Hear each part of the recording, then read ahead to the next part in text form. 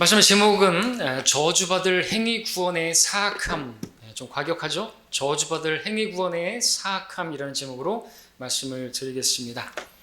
자, 복음은 기쁜 소식입니다. 복된 소식입니다.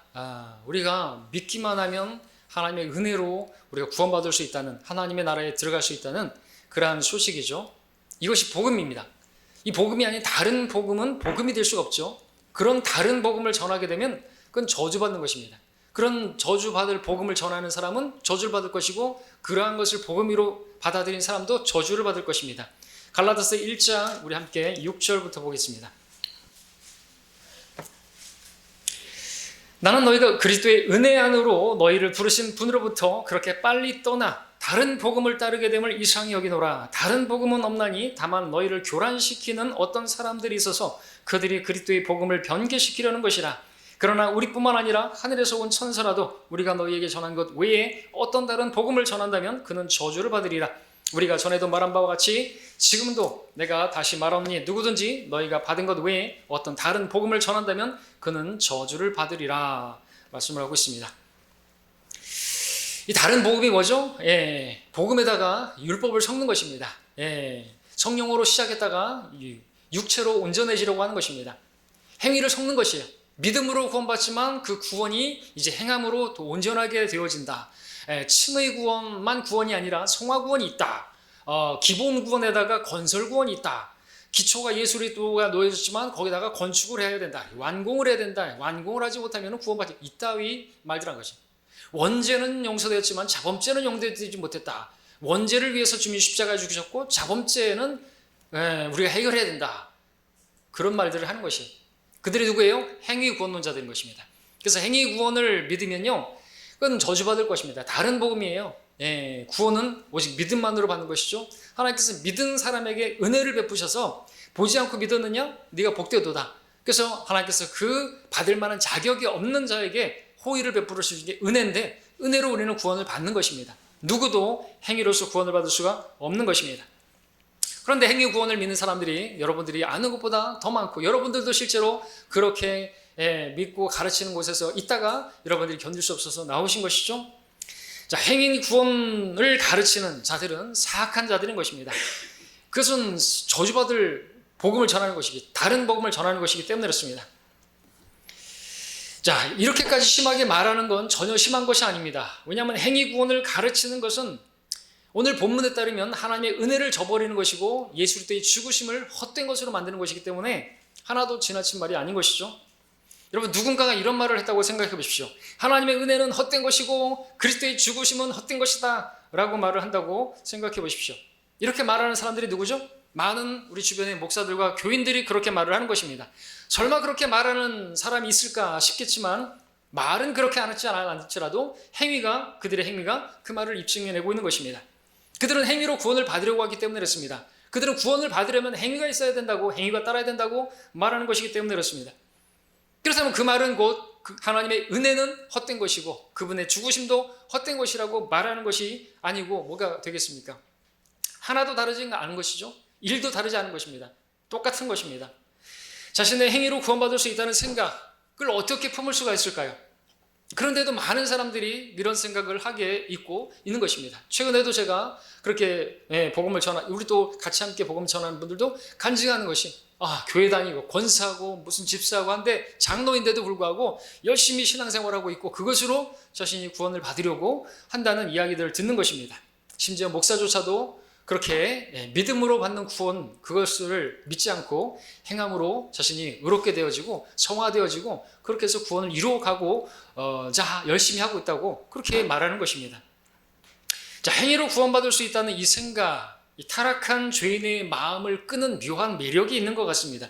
왜냐하면 이 행위 구원론은 아무리 성경으로 입증하고 책망하고 바로잡고 해도 다시 슬며시 고개를 드는, 그렇게 들고 나오기 때문에 그렇죠. 로마서에서 분명히 믿음으로 그렇게 의롭게 되고 구원받을 수 있다는 것을 분명히 밝혔는데, 고린도후서를 지나서 갈라디아에서 다시 이렇게 고개를 쳐들고 나오는 것입니다. 이 잘못된 행위 구원론은 마치 종창과 같아서 쉽게 퍼지고 누룩과 같아서 그 성장 속도는 매우 빠른 것을 보게 됩니다. 때문에 바울은 이 사악한 잘못된 교리의 싹을 잘라버리려고 칼을 빼어든 것이 갈라디아서입니다. 바울은 항상 믿음으로 말미암아 은혜로 구원받는다는 것을 한편으로 가르치면서 또 한편으로는 율법의 행위를 지킴으로써 자신의 그 의를 내세우려고 하는 그러한 사람들, 그러한 거짓 교사, 그러한 선지자들에 대해서 치열하게 싸움을 벌였던 것입니다. 이러한 싸움은 끝이지 않고 있는 것이죠. 계속되고 있는 것입니다. 이때나 지금이나 많은 사람들이 여전히 갈라디안주의라고 하는 이러한 행함으로써 의롭게 되려고 하는 시도들을 아직도 하고 있는 것을 보게 되는 것입니다. 자, 행위를 통한 구원, 이건 어떻게 보면 상당히 괜찮아 보이고 매력 있어 보입니다. 그러니까 사람들이 많이 믿고 있겠죠. 믿음으로 구원받는 것보다. 그들의 주장도 들어보게 되면 설득력이 있습니다. 그들은 이렇게 주장하죠. 믿음으로 받는 구원의 교리는 매우 위험한 교리이다 라고 말합니다. 그래서 죄를 조장하는 교리라고까지 말합니다. 제가 지금도 기억하는 것은 장성장터에서 만났던 그 목사가 저에게 직접 한 말이고, 여러분이 인터넷이나 또 유튜브나 이렇게 쳐가지고 믿음으로 구원받나 행위로 구원받나 여러분 처음 보셔도 많은 목사들이 실제로 그렇게 믿음으로 구원받지만 그 믿음을 믿은 사람들은 행함이 당연히 따라오는 것이고, 믿은 사람이 어떻게 행함이 없겠느냐. 그래서 야고보서를 들고 오면서 믿음과 행함은 이건 따로 떼어놓을 수 없다 이렇게 한번 말하면서 결국에는 행함이 없으면 그 사람은 믿은 게 아니고 그 믿음은 가짜 믿음이기 때문에 그러니까 결국은 행위가 없으면 그 사람은 구원받은 게 아니라고 말을 하는 것이에요. 그럼 뭐 행위가 무엇이냐고죠. 오늘날 열심히 교회 다니고 뭘 해야 되고 뭐 11조를 떼먹으면 안 되고 뭐 그런 것들을 내세우는 것이, 교회를 그럼 못 다니는 사람들은요, 교회가 없는 사람들은요, 믿었다고 해도 복음만 믿으면 안 되고 교회를 다녀야 된다고 생각하는 것입니까?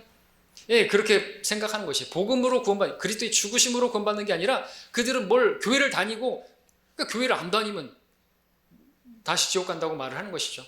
그러니까 그들은 교회로 전도만 할 뿐 우리처럼 예수님의 복음을 전하지 않는 것이죠. 그분의 죽으심을 전하지 않는 것이죠. 그분께서 우리의 죄들로 인하여 죽으시고 장사되고 다시 살아나신 것이 복음이고, 이 복음을 믿었다면 자기의 죄 때문에 내 죄를 담당하려고 죽으셨다고 믿으면 나에게 구원자가 있음으로 인해서, 나에게 변호자가 있음으로 인해서 우리는 구원받게 되는 것이죠. 내 공로가 아니라, 내 행위가 아니라 주님의 공로인 것입니다. 근데 그렇게 자기 공로 아무것도 없고 내가 행한 것이 아무런 그 하나님께 받아들일 게 없고 그런 것을 사람들이 싫어하기 때문에, 그래서 어떤 신학자는 기독교의 매력을 잃어버리고 불교로 갔죠. 옛날에 뉴스에 나오고 했는데 왜 그렇게 개종했냐 그랬더니 기독교는 자력 종교가 아니고 다력 종교라는 거예요. 불교는 다력 종교가 아니고 자력 종교라는 거죠. 자기 스스로의 힘으로, 능력으로, 노력으로 그렇게 구원에 이를 수 있다고 하니까 매력을 느껴서, 그러니까 많은 사람들이 이렇게 행위 구원을 따라가는 것이, 또 이게 타락한 마음밭에 그렇게 잘도 뿌려져요. 이게 누룩과 같은 것이기 때문에, 거짓교리이기 때문에 그렇습니다. 하나님 말씀은 잘 이렇게 그 씨 뿌리는 자의 비유에서도 그 4분의 3은 망가져 버리는데, 그렇게 잡초는 잘도 자라죠.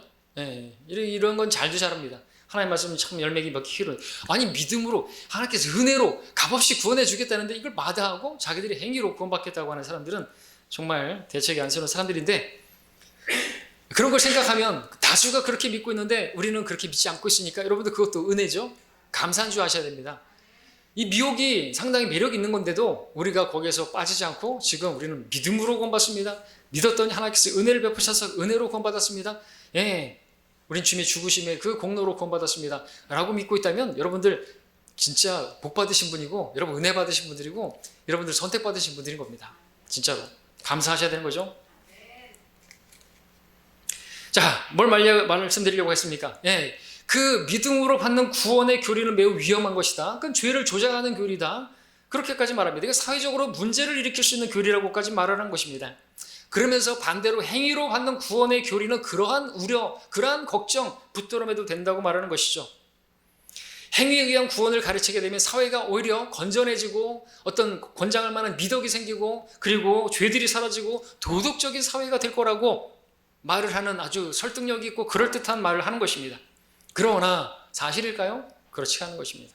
오히려 행위, 역사적인 실예를 보게 되면요, 행위 구원이 전파된 곳에는 오히려 그들의 말하는 것처럼 그렇게 권장할 만한 미덕이 있고 무슨 도덕적이고 죄가 사라지고 그런 것이 아니라 오히려 타락하게 된 것이, 행위 구원이 가르쳐질수록 사람들의 도덕성은 더욱더 밑바닥을 쳤던 것입니다. 현재 우리나라의 교회들도 보시기 바랍니다. 행위 구원을 가르치는 교회들이 대다수예요. 근데 그 교회들의 도덕성은 불신자들이 혀를 찰 정도잖아요. 뉴스에 나오는 그 목사들의 어떤 범죄, 그들은 누군 줄 아십니까? 행위구원을 믿는 사람들인 것이에요. 행위구원을 가르치던 사람들인 것이에요. 그런데 그들의 그 행위가 어떤 것입니까? 그들이 교리와는 상관없이 그들은 그런 짓을 저지르고 그렇게 사회의 불신자들의 비난을 받고 있는 것입니다. 그러나 믿음으로 받는 구원이 전파된 곳들에서는, 그러한 교회들에서는요, 반대의 일이 일어나요. 그들이 생각하는, 그들이 우려하는 것과는 반대의 일들이 일어났던 것이죠. 어떤 일들이 벌어진 것입니까? 밑바닥 인생을 살던 사람들이 변하는 것이에요. 정말로. 창녀가 정숙한 여인이 되고, 술주정뱅이가 하나님의 일꾼이 되고 목사가 되고, 우리가 회자하는 믿음의 사람들 있죠? 존 버년이라든지 노예 상인이었죠? 하나님의 은혜, 우리 무슨 노래죠? 놀라운 은혜, 어메이징 그레이스, 놀라워라, 뭐죠? 갑자기 생각이 안 나네. 그 노래를 만든 그 사람은 인신매매범이에요. 노예 상이었다고. 그런 은혜를, 그래서 목사가 되고 하나님의 일꾼이 되지 않습니까? 뭐 빌리 선덱이라든지 D.L. 무디라든지 스플전이라든지 R.A. 토인이라든지 핀이라든지 이런 사람들 다 뭘 주장했어요? 믿음으로 받는 은혜를, 그 은혜로 인해서 사람이 변화된 것입니다. 도덕적인 사람으로 변화된 것이죠. 행위로 오히려 교만하게 되겠죠. 바리새인같이 되는 것이죠. 자기들의 행위로서 구원을 받을 수 있다고 생각하는 사람들은 자기가 열심히 행하고 있으니까 자기들이 거룩하다고 생각하고, 그 거룩함으로 자기가 하늘나라 갈 수 있을 거라고 생각하는 사람들이니까 당연히 교만할 수밖에 없는 것이고, 그 사람들은 교만하기 때문에 그래 부도덕한 삶을 사는 것이에요. 결국엔 나중에는 그게 교만함의 끝이 나중에는 그런 부도덕함 열매로 나타나는 것입니다. 자, 행위구원을 추구하는 것은 타락한 인간의 본성인 것이죠. 그 까닭에 행위구원은요, 타락한 종교의 핵심인 것입니다. 행위. 여러분, 카인의 종교가 무엇입니까? 자신의 행위로서 그렇게 수고한 그 농작물을 하나님께 드리려고 했던 것이죠. 카인의 길을 따르는 자들이 지금도 있는 것입니다. 그들은 어떤 일을 하든 간에 자신의 행위로서 자기가 의롭게 될 수 있고 구원에 이를 수 있다라고 생각하는 사람들인 것입니다. 의로운 행위가 아니라 할지라도 자신 스스로를 어떤 고행하면서 자해하면서 스스로 채찍질하면서 심지어는 십자가에 매달고 막 그런 사람들, 고행하기도 하고, 그렇게 함으로써 구원받을 만한 사람이 되기 위해서 할 수 있는 것은 다 하는 것입니다. 마더 테레사는 그런 일을 했던 사람인 것이죠. 근데 그런 사람에게는 구원의 확신이 없는 것입니다. 그 부자 청년처럼 그 선한 것을 자기가 다 해왔는데, 그 율법에 흠이 없이 다 지켜왔는데 한 가지가 부족하다라고 말을 주님께 들으면 어떻게 하게 되는 것이에요? 그 한 가지가 뭐지? 그 한 가지 때문에 자기가 지옥 가면 어떡하지? 그 한 가지가 항상 있는 것입니다. 하나님 기준에 봤을 때 자기가 그 어떤 저울을 달아봤을 때, 근데 자기는 참 더러운 것을 자기가 솔직히 하면 알 수 있는데 어떻게 자기가 하늘나라 갈 수 있겠나 이거죠. 그렇게 선을 행하면서도 거기에 악이 함께 있어요.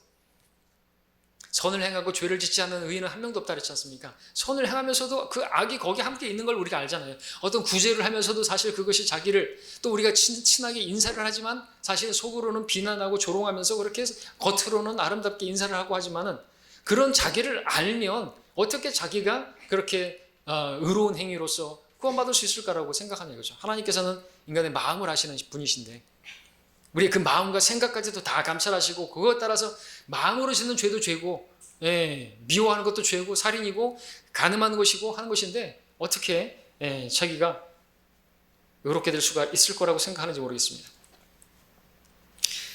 자, 그렇게 자기가 그렇게 해서 구원받을 만한 사람이 되기 위해서 자신이 믿기로 선택한 그 종교에 온갖 수고와 노력을 다하는 것입니다. 로마 카톨릭은 조금이라도 열심히 있는 그런 사람들을 보게 되면 그런 신자들에게 고행이나 수많은 기도나 성사, 미사 계속 드려야 되고 온갖 수행들을 통해서 구원받을 만한 존재가 될 수 있다라고 가르치는, 카톨릭은 행위구원론을 가르치는 곳이 행위구원론자들이고 다른 복음을 전하는 자들이고 사악한 자들인 것입니다. 종교 창녀고 종교도 창녀들의 엄밀하라 그랬죠. 역대 교황들 중에서 예수님을 하나님으로 믿는 사람들이 있었습니까? 없었습니다. 지금의 교황 프란체스코, 그는 대놓고 이런 말을 했습니다. 나사렛 예수가 인간으로 태어났을 때 비록 특출한 미덕을 가진 인간이었지만 신은 절대 아니라는 건 증명된 사실이다. 어디서 증명했죠? 무엇으로 증명했는지 모르겠습니다. 그분이 하나님이 아니라고 말하는 것이에요. 자, 이 말은 라 리퍼블리카의 공동 설립자 유제니오 스칼파리에게 프란체스코 교황이 했던 말입니다. 이 스칼파리 이 사람이 프란체스카 이 교황에게 물었습니다. 신이, 그러니까 하느님이 하느님을 믿지 않거나 믿음을 추구하지 않는 사람들을 하느님이 용서할까요? 라는 질문을 했을 때 뭘 말했냐면은 프란체스코 교황이 한 말입니다. 진심 어리고 뉘우치는 마음을 갖고 접근한다면 하느님의 자비는 제한이 없습니다. 그러면서 무신론자는 그들 자신의 양심을 지키면 됩니다. 무신론자들은 양심에 반하는 행동을 할 때 죄가 됩니다. 이렇게 말한 것이 2019년가 이 프란체스코가 한 말인데 저는 지난주에서야 보게 되었습니다. 이런 사람을 목자로 따르는 수억의 사람들이 어디로 갈까요? 결국에는 지옥에 가는 것이에요. 자신의 양심을 따라 살 수 있습니까? 자신의 양심을 지킬 수가 있습니까? 하늘으로 한 점 부끄럼 없이 살 수 있습니까? 없습니다. 양심을 사람이 양심적으로 살 수 있습니까? 양심적으로 살면 구원받을 수 있다고 가르치는 것은 무리를 걸을 수 있는 방법을 가르치는 것이나 마찬가지라고 할 수 있습니다. 사람이 무리를 걸을 수가 있습니까? 걸을 수 없습니다. 물로 들어가면 빠질 수밖에 없는 것이죠. 이건 중력의 법칙과 마찬가지로 죄와 사망의 법 아래에 있기 때문에 인간은 물속에 빠질 수밖에 없습니다. 그러나 무리를 걸을 수 있는 분은 누구죠? 예수님밖에 없는 것이죠. 예수님은 죄가 없으신 분이기 때문에. 물에 빠진 사람을 누가 건질 수 있죠? 예수님만이 건질 수가 있습니다. 예수님만이 우리를 건질 수 있는 분이에요. 그분께서 우리를 건지시기 위해서 오신 거 아닙니까? 그래서 그분을 붙들면은 우리 베드로처럼 우리는 무리를 걸 수 있는 것이고 우리는 하늘나라로 갈 수가 있는 것입니다. 그렇지 않으면요, 그분을 구원자로 받아들이지 않은 사람들은 결국에는 빠질 것이에요. 어디 빠지는 줄 아십니까? 불바다에 빠지는 것이에요. 그 불바다에서 걸어 나올 수 있을까요? 못 빠져나옵니다. 불못에 빠진 사람들은 절대로 빠져나올 수 없는 것입니다. 왜? 그 죄 때문에 죄인이 가야 할 곳은 그렇게 쓰레기장인 것은 지옥에 갈 수밖에 없는 거예요. 불못에 갈 수밖에 없는 것입니다. 여러분, 쇠덩이가 물 위에 떠오를 수 있습니까? 없죠? 근데 성경에 보니까 그 쇠덩이가 물 위에 떠오른 것을 보게 됩니다. 도끼날이 물 위에 떠오른 것을 보게 됩니다. 기적이죠? 어떤 기적이, 왜 그 기적이 일어났습니까?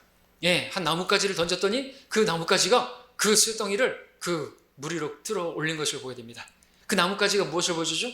그 나무는 바로 십자가를 보여주고 있고 그 가지는 예수 그리스도를 보여주고 예표하고 있는 것이죠. 그 나뭇가지가 어떻게 십자가 형태로 생기지 않았을까 생각을 해봅니다. 딱 던졌더니 도끼날을 딱 떠올렸어요. 무엇을 보여줍니까? 그 가지는 예수 그리스도. 구약에서 가지는 그 고딕체로 되어 있고 의인화되었는데 예수님을 예언하고 있죠. 대표적으로 이사야서 11장 1, 2절에 이새의 줄기에서 한 막대기가 나오며 그 뿌리들에서 한 가지가 자랄 것이라. 가지 고딕체로 되어 있습니다. 주의 영이 그 위에 머물리니 지혜와 명철의 영이요 계획과 능력의 영이며 지식과 주를 두려워하는 영이라. 바로 예수 그리스도, 그분을 가지라고 불리신 분이시죠. 예수님만이, 그 십자가만이 그 도끼날처럼 무거운 죄인들을 불못으로부터 건져 올릴 수 있다는 걸 보여주는 그런 부분이기도 한 것입니다. 불못에 던져진 죄인들은 결코 불못 위를 걸어 나올 수가 없습니다. 오직 예수님만이 그 불못에서 건져 올릴 수 있는 분이시고, 물에 빠진 죄인들을 셋째 날에서 보게 되면 다 물에 빠진 사람들이에요. 그죠? 그 물층 있잖아요. 물 아래에 있는 마치 얼음으로 표면이 얼어 있고 그 밑에는 다 물고기가 우리 사람을 낳는 어부가 되길 만드셨는데 다 이렇게 물에 빠져 헤매고 있는 사람들인 거예요. 찬송과 가사처럼. 그런 사람들을 건질 수 있는 분은 오직 예수님밖에 없는 것이죠. 우리는 그 일을 하기 위해서 있는 것이고요. 죄인은 죄인일 뿐입니다. 죄인이 아무리 자기가 물로 씻는다고 해서 깨끗하게 될까요? 욥은 말합니다. 욥기 9장 29절에서 내가 악할진데 어찌 내가 헛되이 수고하리까. 행위로서 안 된다는 거죠. 비록 내가 내 몸을 눈 녹은 물로 씻고 내 손을 아무리 깨끗게 씻는다 해도 주는 나를 개천에 빠지게 하시리니 내 옷마저도 나를 혐오하리다 그랬습니다. 아무리 그렇게 씻어봐야 개천에 빠질 수밖에 없는, 내가 악한데 어떻게 내가 헛되이 수고하겠냐 이거죠. 행위를 의지하겠냐는 것이죠. 예레미야 13장 23절에서는 에디오피아인이 그의 피부를 바꿀 수 있으며 표범이 그 점들을 바꿀 수 있겠느냐? 그렇다면 악을 행하는 데 익숙한 마귀도 선을 행할 수 있으리라 그랬습니다. 에디오피아인은 흑인이죠. 흑인이 아무리 씻는다고 해서 백인이 됩니까? 황인도 못 되는 거죠. 근데 어저께 뉴스에 보니까는 한 여인이 10년 동안 미백 크림을 바랐더니 하얘졌더라고요. 근데 안 바르면 즉시로 다시 검해진다는 것이에요. 어쨌든 흑인은 아무리 씻어도 백인이 될 수 없습니다. 표범의 그 표는요, 아무리 그래서 요즘 뭐 타투라든지 문신이라든지 이런 거는 뭐 레이저로도 지울 수도 있고 하지만은 문신 같은 경우는 이 짐승의 표는요 대관람 때 절대로 지워지지 않는 것이죠. 자, 행위 구원을 믿는 이유가 무엇일까요?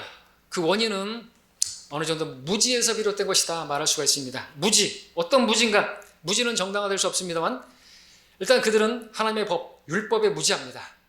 율법에 무지해. 율법이 무엇입니까? 사람이 율법을 지킬 수 있습니까? 없죠? 갈라디아서 2장 16절을 보겠습니다. 한 절만 보죠. 16절.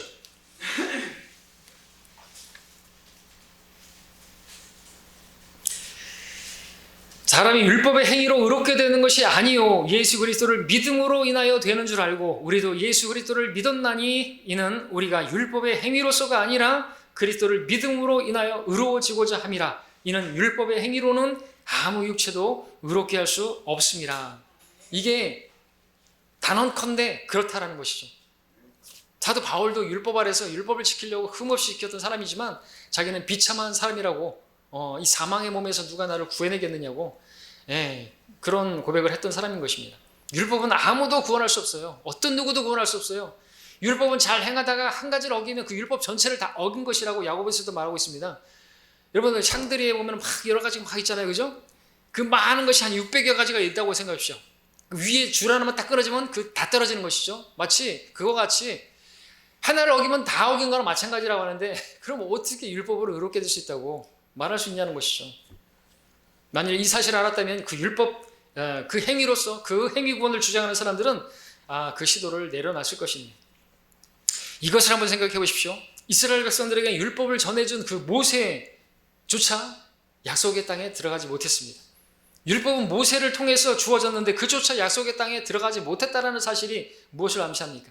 첫 번째 대제사장인 그 아론이 그는 금송아지를 만들었습니다. 그의 두 아들 다른 불을 들이다가 하나님께 죽임당했습니다. 율법과 관련해서 처음부터 뭔가 잘못돼도 잘못되는 것이죠.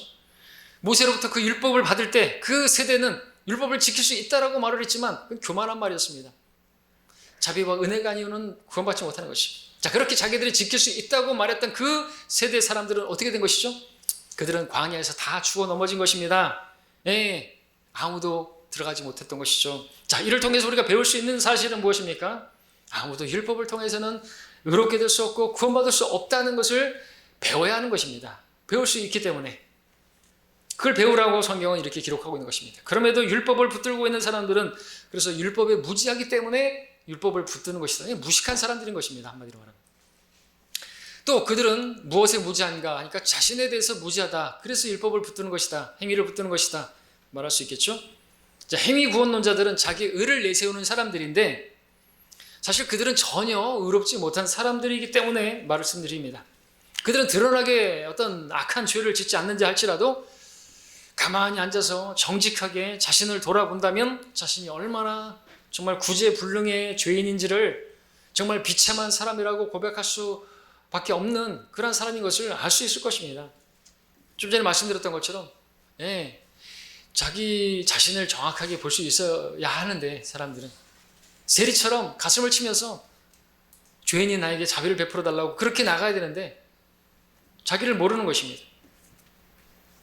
마음으로 음탕한 마음을 가지고 여인을 바라봐도 간음한 것이고 마음으로 누군가를 미워해도 살인한 것이라고 한다면 얼마나 많은 간음과 얼마나 많은 살인을 저질렀는데 그런 자신이 하늘나라 갈 수 있을 거라고 자신이 그렇게 죄를 짓지 않고 하늘나라 갈 수 있다라고 앞전에 설교에서도 그렇게 했더니 댓글에 누가 달았죠? 그 하나님의 성회 순복음 교단에 어떤 젊은 목사 가서 찾아보니까 아주 젊은 목사던데 나이 좀 들어보면 알 수 있으려고 모르겠지만 자기가 그렇게 죄 안 짓고 하늘나라 갈 수 있을 거라고 그렇게 어떻게 죄를 짓는 그 죄인을 하나님께서 어떻게 만나서 교제하시겠느냐고 그런 죄인과 어떻게 사귐을 갖겠느냐고 막 써놨어요.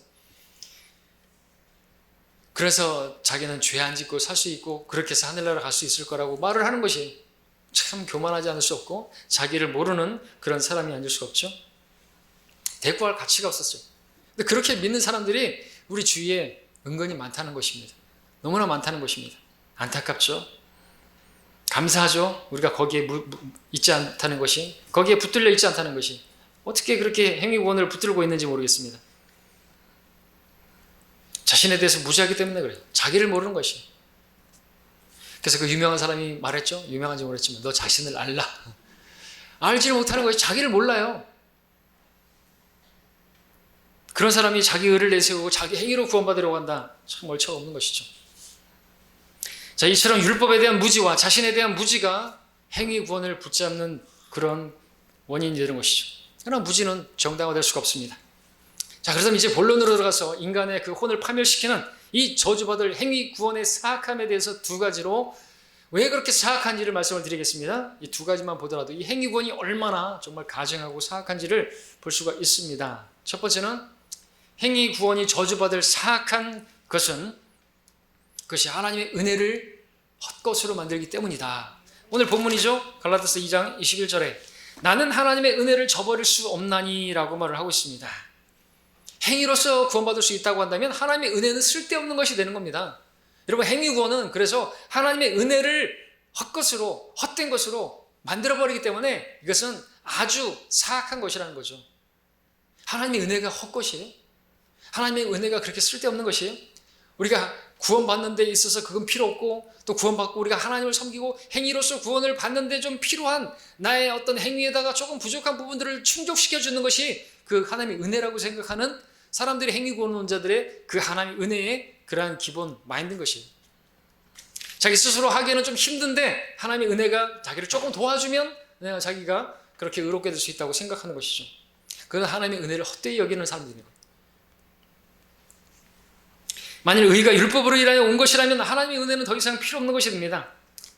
만일 누군가가 율법을 지키고 여러 종교적인 행위를 함으로써 자기가 하나님께 받아들여질 만한 그런 존재가 될 수 있다라고 믿는다면 그는 분명히 자신에 관한 하나님의 은혜는 쓸데없는 것으로 여기는 것이 분명하겠죠. 얼마나 그러니까 사악한 것이에요. 하나님의 은혜를 헛된 것으로 여기니까 말이죠. 행위로 구원받을 수 있다고 여기는 사람들은 하나님의 은혜를 부차적인 것으로 여기는 사람들이기 때문에 사악한 것입니다. 행위 구원론자들은 스스로 노력하는 만큼 자신이 구원받을 그런 존재로 만들어가는 것이고 하나님의 은혜는 그 나머지 부분을 보충하는 정도로 생각하는 것입니다. 그러나 궁극적으로는 자신의 행위나 공로를 신뢰하는 사람들은 사실상 하나님의 은혜를 온전히 거부하는 사람들인 것입니다. 하나님의 은혜를 쓸데없는 것으로 생각하는 것이죠. 자, 그러나 여러분들 은혜가 뭐예요? 은혜와 행위는 공존할 수가 없는 것입니다. 여러분 아시는 것처럼 로마서 함께 보겠습니다. 로마서 11장 6절을 보시면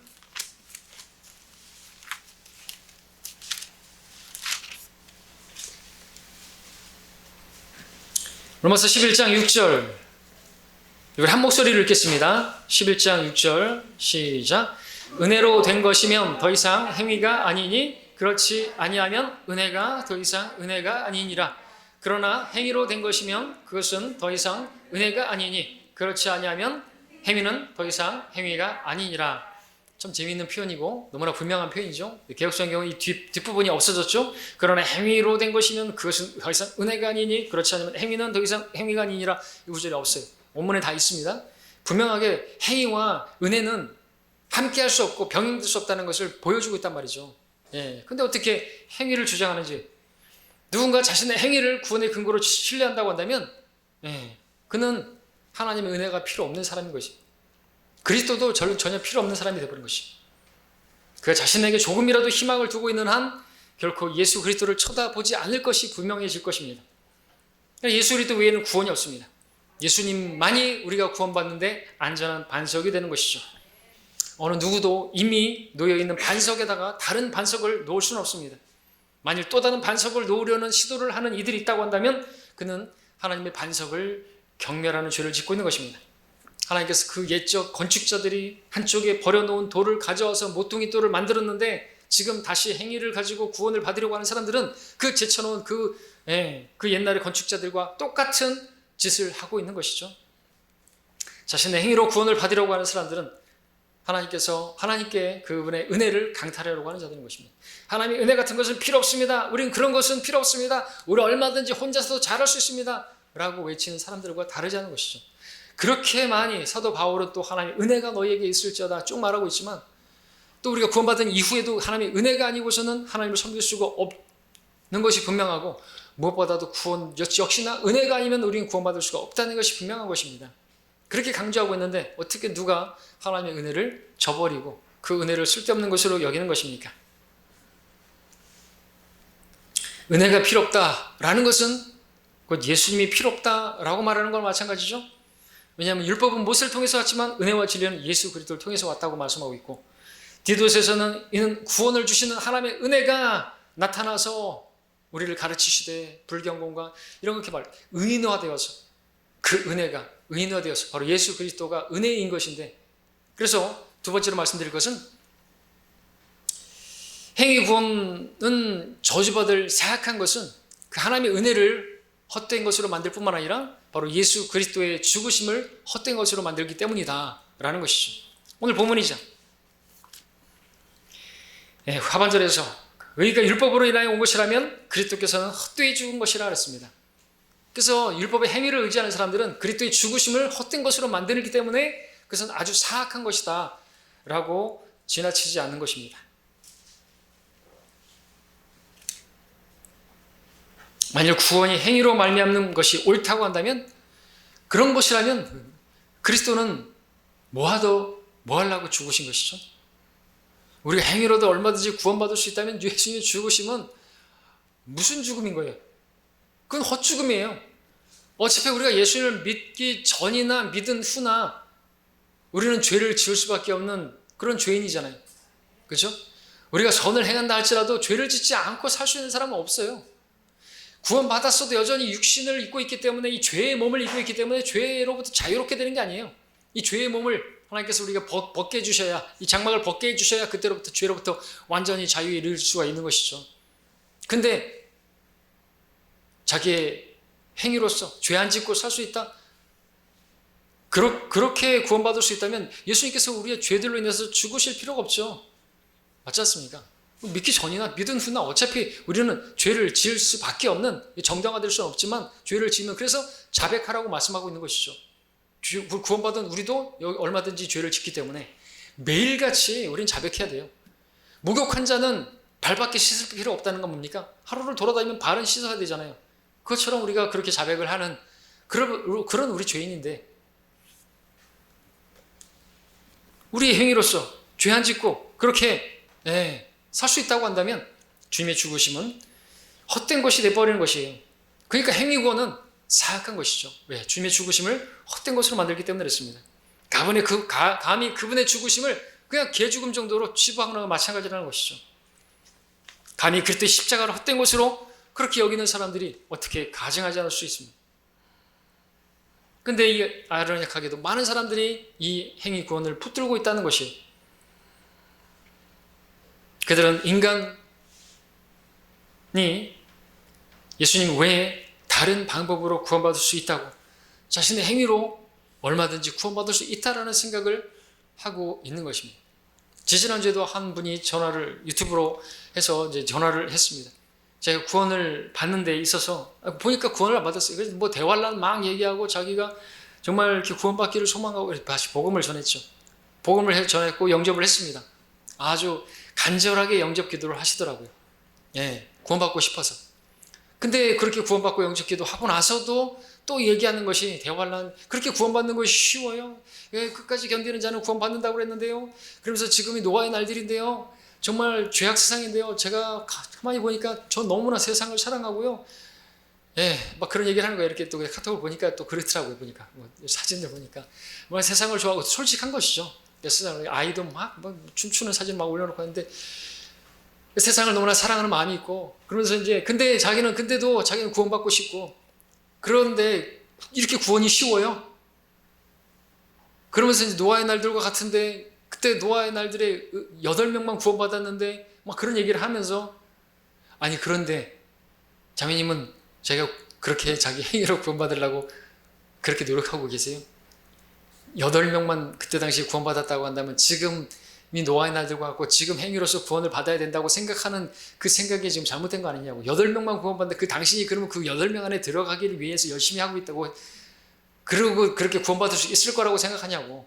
80명이라 해도 당신은 거기 들어가지 못할 거 아닙니까? 저도 못 들어가요. 80명. 800명이라 해도 못 들어갈 거예요. 저는.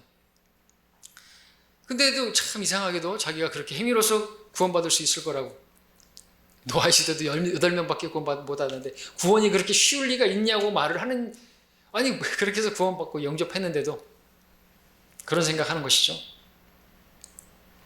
자, 누군가 행위로 구원받는다는 그 교리를 전파하고 있다고 한다면요, 정말 그 사람은 사악한 짓을 하는 것이에요. 행위 구원론자들은 사악한 자들인 것입니다. 그들은 불쌍한 구원받아야 할 그 죄인들을 구원받지 못하도록 그렇게 그 문을 막아버리는 죄인들인 것이에요. 만약 인간이 행위로서 구원을 받을 수 있는 것이 사실이라고 한다면요, 저 감옥에 있는 저 죄수들은 다 지옥에 보내는 것이 맞잖아요. 그들은 죄인들이잖아요. 명백하게 사회적으로도 그들은 격리되어 있고 그들은 행위를 할 수가 없어요. 선한 행위를 할 수가 없어요. 그 죄인들에게 자비의 문을 사정없이 닫아버리는 것입니다. 그런 죄인들이 용서받을 수 있는 희망을 박탈하고 죄 가운데 죽도록 그렇게 만들어버리는 것이죠. 그는 돌아온 탕자들을 다시 돌려보내는 자들이고, 죽으면서 그렇게 낙원을 구걸하던 그 강도의 요청을 사정없이 매몰차게 묵살하는 자들인 것입니다. 만약 정말로 하늘나라에 들어가는 길이 행위에 의한 것이라고 한다면요, 아무도 그 누구도 하늘나라의 문턱조차도 구경하지 못할 것입니다. 또 하늘나라로 가는 길이 돈으로 가능하다고 하더라도 누구도 하늘나라에 들어가지, 아무도 하늘나라 못 들어갈 것이 얼마면 될까요? 얼마면 하늘나라 들어갈 수 있을까요? 우리가 지은 그 죄의 빚, 그것은 1만 달란트라고 말씀드렸죠. 쉽게 얘기해서 7조라고 우리가 가정을 해볼 수 있지만 그 금액은 사실상 갚을 수 없는 빚이에요. 그 빚은. 그러니까 우리가 돈으로는 절대로 그 죄의 빚을 갚을 수가 없다는 것입니다. 7조를 내밀고 하늘나라로 들어간다는 것은 그 강도나 마찬가지라고 말할 수 있다는 거죠. 돈으로 구원을 살 수 있다는 생각도 그래서 아주 사악한 생각인 것입니다. 돈으로 면죄부를 사면은 구원받을 수 있다고 하는 카톨릭은 그래서 사악한 것이에요. 왜냐하면 돈이 없는 사람들 다 지옥에 보내는 것이기 때문에 그렇죠. 여러분들, 구원이 100원이면 우리 중에 구원받지 못할 사람 없겠죠? 100원이라고 한다면. 그런데 아십니까? 전 세계적으로 100원이 없어서, 100원도 없어서 구원받지 못할 사람들이 수두룩하다는 거. 100원이 아니라 우리 말로 구원이 우리 원화로 9원 정도밖에 안 되는 돈이라 해도 구원받지 못할 사람들이 널려 있어요.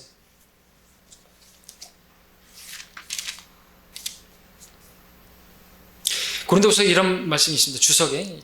전 세계 절반 이상 30억 명의 사람들이 하루에 불과 $2로 살아가고 있다. 거의 10억 명은 읽거나 쓰는 법을 배울 만한 충분한 돈이 없다. 약 7억 9천만 명의 사람들은 매 끼니를 제대로 먹지 못하고 있다. 10억 명 이상의 사람들은 물을 공급받지 못하고 있으며 26억 명이 기본적인 위생시설도 갖추지 못한 듯 살고 있다. 3만 명의 아이들은 매일같이 가난으로 죽어가고 있는데, 이를 5세의 기준 이하로 보게 되면 매년 1천만 명의 아이들이 죽어가고 있다. 따라서 미국의 부유하고 썩어빠진 일단의 그리스도인들은 그리스도의 심판석에서 헤매할 것이 많을 것이다. 왜냐하면 배부르고 먹고 마시고 하고 있고 있기 때문에 그렇죠. 이렇게 돈이 없어서 굶어 죽어가는 사람들이 얼마나 많은데요. 그래서 우리 돈으로 구원 10원도 아니고 구원이라 할지라도 그 구원이 없어서 구원받지 못하고 지옥 가는 사람들이 많다는 것이에요. 그래서 하나님은 어떻게 한 것이에요? 모든 사람이 구원받기를 원하셔서 값없이 구원해 주시는 거예요. 십자가에서 내가 다 지불했다. 네가 갚아야 할 죄값은 내가 다 갚았다. 그러니까 값없이 와서 마시라고. 이 구원에 그냥 너희들은 그냥 받아들이기만 하라고. 내가 너희들을 위해서 이뤄놓은 이것을 받아들이기만 하면 너희들 구원받는다고. 그래서 값없이 주시는 거예요. 값없다고 해서 싸구려가 아닌 것입니다. 조금이라도 1원이라도 값이 있으면 구원받지 못할 사람들이 있기 때문에 그래요. 전 세계적으로 본다면 그렇죠. 하나님께서 모든 사람이 구원받기 원하셔서 그래서 값없이 구원을 베푸시는 거예요. 근데 여기에다가 자기들이 무슨 뭘 내밀겠다고, 그래도 뭘 면죄부를 사야 되고 뭐 행위가 있어야 된다고 한다면, 행위도 할 수 없는, 어떤 행위도 할 수 없는 많은 사람들이 있어요. 실제로 또 병원에 계신 분들은 어떤 행위도 할 수 없어요. 집안에서 누워있는 분들 어떤 행위도 할 수 없어요. 근데 행위가 있어야지 구원받는다고 하는 사람들은 그런 사람들을 그냥 지옥에 던져버리는 아주 사악한 자들인 것이에요. 돈 없는 자들을 지옥에 던져버리는 아주 사악한 자들과 마찬가지로 그래서 행위 구원을 가르치는 것은 아주 사악한 짓이라는 거. 그것은 무엇보다도 예수님의 죽으심을 그 십자가에 그 이루신 것을 헛된 것으로 여기버리기 때문에 사악한 것인 거죠. 조금도 지나친 말이 아닌 것입니다. 자, 여러분은 어떻습니까? 여러분은 믿음으로 구원받았습니까? 은혜로 구원받았습니까? 예, 그렇다면 그건 진짜로 은혜인 것입니다. 자, 이제 세 번째 대지로 넘어가서 이제 말씀드릴 내용은 믿음으로 구원받은 사람은요, 하나님의 은혜를 헛되이 만들지 않고 그리스도의 죽으심을 헛되이 만들지 않는다는 것을 말씀을 드립니다. 먼저 믿음으로 구원받은 사람들은 하나님의 은혜를 저버리지 않는다는 사실부터 보겠습니다. 자, 하나님의 은혜를 저버리지 않는다. 믿음으로 받은 사람, 믿음으로 구원받은 사람들은, 그러면은 그 은혜를 헛되이 저버리지 않는다는 걸 무엇으로 나타내야 할까요? 죄를 짓지 않는 것으로 나타나야 한다 말씀을 드립니다. 로마서 6장 보겠습니다.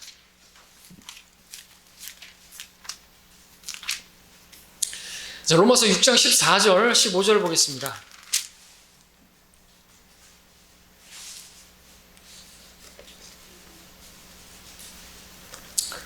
14절 15절. 죄가 너희를 주관하지 못하리니 이는 너희가 율법 아래 있지 아니하고 은혜 아래 있기 때문이라. 그런즉 어떻게 하리요? 우리가 율법 아래 있지 아니하고 은혜 아래 있으니 죄를 지어도 된다는 말이냐? 답은 결코 그럴 수 없느니라 그랬습니다. 무엇을 말씀드립니까? 자, 앞서 말씀드렸던 행위 구원론자들의 말과 다르게 믿음으로 받은 구원, 그 구원을 받은 성도들은요, 그 믿음으로 받는 구원은 죄를 조장하는 교리가 아니라는 것이에요. 율법 아래 있지 않냐고 은혜 아래 있으니까 죄를 지어도 된다는 말이냐? 성경은 결코 그럴 수 없다고 말하고 있잖아요. 그래서 우리가 은혜로 구원받은 걸 아는 사람들은, 그래서 믿음으로 말미암아 은혜로 구원받은 사람들은 죄를 짓지 않는다고 성경은 말하고 있어요. 그러니까 그들의 말과 그들의 우려와 걱정과는 반대를 말하고 있단 말이죠. 오히려 죄를 짓지 않는 것이죠. 은혜로 구원받은 사람이 하나님께서 죄 때문에 나를 죽으셨다고 했는데 내가 그 죄 가운데 다시 뒹굴겠다고 사람들이 이상한 생각하는 거죠. 믿음으로 자기들은 구원받기 위해서 열심히 하고 있는데 믿음으로 단번에 구원받는다고 한다면 이제 막 살아도 되겠네 이 생각을 하는 거예요. 맞죠? 그러니까 자기가 구원받기 위해서 열심히 하고 있는데 믿음이 단번에 한 번에 그냥 믿기만 하면 구원받는다고 하니까 너무 쉬워져 버리니까, 그러면은 자기는 이제 구원받았으니까 자기 이제 하늘나라 가는 게 따놓은 단상이니까 이제 막 살아도 되겠네라는 생각을 하는 것이라는 거죠. 그러니까 믿음으로 받는 구원은 이것은 죄를 조장하는 교리라고 말하는 것이죠. 그러나 그것은 잘못된 생각이라는 거죠. 성경은 우리가 율법 안에 은혜 아래 있으니까 죄를 짓는 것이 당연한 게 아니고 막 살아도 되는 그런 면죄부가 아니고 오히려 그 은혜가 사람을 바꾸는 거죠. 그 은혜를 받은 사람이 바뀌는 것이지 행위구원을 가르친다고 해서 무슨 아름다운 미덕이 생기고 무슨 도덕적인 사회가 아니에요. 오히려 타락할 뿐이죠. 은혜를 받은 사람이 바뀌는 거 아닙니까? 어떻게 바뀌어요? 열매를 맺죠? 그래서 성경은 하나님의 은혜를 깨달은 사람이 열매를 맺는다고 말하고 있죠. 골로새서 1장 6절에서 이 복음이 온 세상에서와 같이 너희에게 이르니 너희가 듣고 진리 안에서 하나님의 은혜를 깨달은 날로부터 너희 안에서도 마찬가지로 열매를 맺는다 그랬습니다. 구원을 받았어요. 근데 구원 받아도 아무런 열매가 없는 건 그가 하나님의 은혜를 깨닫지 못했기 때문이죠. 그 은혜가 얼마나 대단한 건지를 모르니까 그죠? 열매가 맺혀지지 않는 것이죠.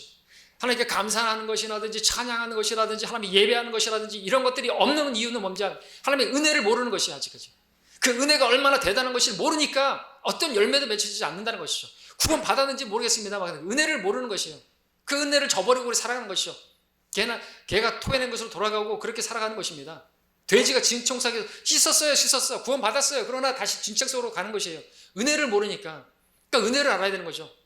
그러니까 구원 받았다고 하면서 어떤 열매도 맺히지 못하고 그러면요, 그것은 주님의 그 은혜를, 하나님의 은혜가 내가 하나님 그 은혜로 구원을 받았다는데 내가 믿음으로 구원 받았는데 그거 별거 아니더라고. 별거 아니야. 그 주님의 죽으심이라는 거, 구원이라는 거 별거 아니다라고 말하는 거랑 마찬가지라는 것이에요. 그거는 정말 사악한 것이에요. 그래서 우리는 그렇게 살면 안 되는 것이에요. 그렇죠? 그래서 하나님의 은혜를 알아야 되는 것입니다. 하나님의 은혜를 알면은 열매가 맺혀지는 것입니다. 어떤 사람으로 바뀔까요? 어떤 열매가 맺혀질까요? 무엇보다 감사가 나오겠죠? 물에 빠진 사람도 건져주면 감사하다고 말하는데 지옥 불못에 던져질 죄인을 건져줬는데 감사가 안 나옵니까? 하나님께 찬양 안 합니까? 우리를 찬양하게 하실 목적으로 구원하셨다고 말하고 있지 않습니까? 에베소 1장 6절에서 이는 하나님께서 그 사랑하시는 이 안에서 우리를 받아들이신 그 은혜의 영광을 찬양케 하려 하심이라. 찬양케 하시려고, 그 은혜를 찬양케 하시려고 우리를 은혜로 구원하신 거예요. 그러니까 은혜로 구원받은 사람이, 하나님의 은혜를 아는 사람이 이렇게 감사로 찬양하고 또 그분을 경배하고, 그렇죠? 로마서 12장에서도 모든 자비하심으로 너에게 권고하노니 하나님께 거룩한 산제물로 드리라. 이것이 합당한 예배이니라. 자비를 받은 것만으로도 우리가 우리 자신을 드려야 된다고 한다면, 우리가 은혜로 구원을 받았다고 한다면 당연히 드려야 되겠죠. 모든 자비하심을 우리가 하나님의 자유로 받았어요. 받을 만한 자격이 없는 자격, 그거 아니라 받을 만한 마땅한 그 벌을 받아야 할, 우리가 그 벌을 받지 않게 된 게 자비잖아요. 그 벌 받지 않고 지옥 가지 않게 된 것만으로도 우리는 하나님께 나 자신을 예배하고 나 자신을 드리고 하나님을 예배하고 경배하는 그 삶으로 바뀔 수 있는 게 바로 은혜로 구원받은 것이란 말이죠. 그리고 순종하는 자녀들이고, 복음은 누가 전하냐? 복음은 은혜로 구원받는다는 것을 아는 사람이 전하죠. 그래서 바울은 하나님의 은혜의 복음을 증거하기 위해서라면 이런 일을 개의치 아니하고 나의 생명을 조금도 아끼지 아니하노라고 고백했어요. 사도행전 20장에서. 은혜의 복음을 알기 때문에, 믿음으로 말미암아 믿는 자에게 은혜를 베푸셔서 구원받는 걸 알기 때문에 이 복음을 전파하기 위해서, 자기가 율법 아래에서 그렇게 종로로 됐는데 자유롭게 이제 넘치게 그 복음을 전하는, 누가 그래서 복음을 전하는 거예요? 우리가 전하잖아요. 우리는 복음을 알기 때문에, 그게 은혜의 복음이라는 걸 알기 때문에 전하는 것이잖아요. 누가 전하든가요? 그렇게 교회 열심히 다녀야 된다고 하는 사람들은 기껏 하는 게 뭔가요? 교회 나오라고 주보 나눠주고 그걸 하는 거 아닙니까? 우리 교회 오시라고. 그래서 교회 종로로 하고 계속 교회 다녀야지 구원받는다고 생각하니까 우리처럼 복음 못 전하는 거 아닙니까? 우리하고 그들하고 반석이 다른 거예요. 아셔야 되는 것입니다. 또 믿음으로 구원받은 사람은요, 두 번째는 그리스도의 죽음도 헛되이 여기지 않습니다. 그렇죠? 그리스도의 죽으심을 헛된 것으로 여기지 않죠. 당연히 나를 사랑해서 나를 위해서 죽으신 그분을 위해서 살려고 하지, 누가 그분의 죽으심을 헛된 것으로 만듭니까? 그분의 죽으심을 통해서 구원받았으니까. 우리가 그래서 그 죽으심에 참여하기 위해서 침례를 받고 그 죽으심을 기억하기 위해서 우리가 또 다음 주에도 주의 만찬을 하고, 그렇게 주의 만찬을 하는 거 다 죽으심과 관련된 거 아닙니까? 기억하고, 그래서 그 기억하는 자로서 우리가 또 그분을 선포하고, 지금 50대까지 그의 죽으심을 선포하고, 그 죽으심을 알기 때문에, 어떠한 죽으심인지 알기 때문에 그 죽으심을 선포하는 거 아닙니까? 그 죽으심을 헛된 것으로 만드는 사람들은 행위로서 받으려고 하는 사람들이고, 그런 사람들은 그분의 죽으심을 선포할 리가 없겠죠. 복음을 선포할 리가 없겠죠. 그분의 죽으심이 우리를 진정한 복을 주지 않았습니까? 그분의 죽으심이 우리를 죄의 속박에서 풀어주시고 영원한 진노의 두려움에서 해방시켜 주지 않았습니까? 그분의 죽으심이 우리에게 영생을 가져다 주었고 우리를 하나님의 자녀가 되게 했고, 하나님께서 아버지로서 자녀들에게 주시는 모든 복을 우리에게 풍성히 주시는 그분의 죽으심이 우리가 기도하고 있던 그 지옥의 문을 닫고 대신 하늘의 문을 열게 했던 것이 주님의 죽으심 아닙니까? 그 죽으심이 우리를 향한 하나님의 자비, 완성이었습니다. 실로 그분이 오셔서 모든 것을 이루셨습니다. 그래서 이것을 아는 우리는 그분의 죽으심을 헛되이 만들 위험은 전혀 없는 것이죠. 행위 구원자들의 그 생각은 망상에 지나지 않은 것이죠. 우리가 믿음으로 은혜로 구원받은 사람들은 방종하는 삶을 산다, 뭐 이런 소리 하는 것은 전혀 사실과 다른 것입니다. 잘 모르니까 그런 소리를 하는 것이죠. 무지하니까. 오히려 그분의 죽으심을 항상 기억하면서 그분을 찬양하고 그분께 감사하고 그분을 자랑하고 그분을 선포하는 사람들이 누군 것입니까? 복음을 전하는 사람들이 누군 것입니까? 믿음으로 말미암아 은혜로 구원받은, 그분의 죽으심의 공로로 구원받은 사람들, 그들이 그 복음을 전하는 전도자들이 되는 것이죠. 그분의 죽으심을 아는 사람만이 그렇게 열매를 맺는 것입니다. 여러분들 그러한 분이십니까? 말씀을 정리하겠습니다. 자, 행위구원을 믿는 자들은 저주받을 사악한 자들이라고 말씀드립니다. 교황으로부터 시작해서 복음을 모르는 거짓 목사들, 교사들, 그들은 개종자들을 얻기 위해서 두루 찾아다니다가 배나 더 악한 지옥의 자식을 만드는 그러한 가증한 자들입니다. 그들의 실체를 보십시오. 양의 탈을 쓰고 있는 늑대들인 것입니다. 그럴듯한 언변과 가려운 귀를 즐겁게 해주는 그런 말쟁이들일 뿐인 것입니다. 그들은 딱 거기까지인 것입니다. 그들은 오히려 그런 말로 사람들을 파멸로 이끌고 지옥으로 이끄는 사악한 자들인 것입니다. 그러나 믿음으로 구원받은 성도들은 다릅니다. 그들은 하나님의 은혜를 찬양합니다. 그분의 죽으심을 선포하고 자랑하는 사람들입니다. 과연 누가 주님을 찬양하고 그분을 자랑하고 그분께 감사드리고 그분께 영광 돌려드리고 그분께 열매를 맺어드리고 그분을 선전하는 사람들인 것입니까? 믿음으로 구원받은 성도, 은혜로 구원받은 성도 드린 것이죠. 은혜로 값없이 구원받은 성도가 그 은혜로 또 값없이 복음을 선포하지 않습니까? 그분의 죽으심이 나를 구원했다고 믿는 성도가 복음을 그렇게 전하지 않습니까? 끝으로 여러분에게 질문합니다. 여러분은 믿음으로 구원받으셨습니까? 그래서 하나님께서 여러분에게 은혜를 베푸셔서 그 은혜로 여러분을 구원하셨습니까? 그렇다면 여러분들이 이제 해야 될 것은 삶에서 그것을 입증해야 하는 것입니다. 나는 믿음으로 구원받았다. 나는 은혜로 구원받았다. 하는 것을 무엇으로 입증하시겠습니까? 그분께 감사드리십시오. 그분을 찬양하십시오. 그분의 말씀을 읽으십시오. 그분을 예배하십시오. 여러분 자신을 드리십시오. 그분을 선포하십시오. 복음을 전하십시오.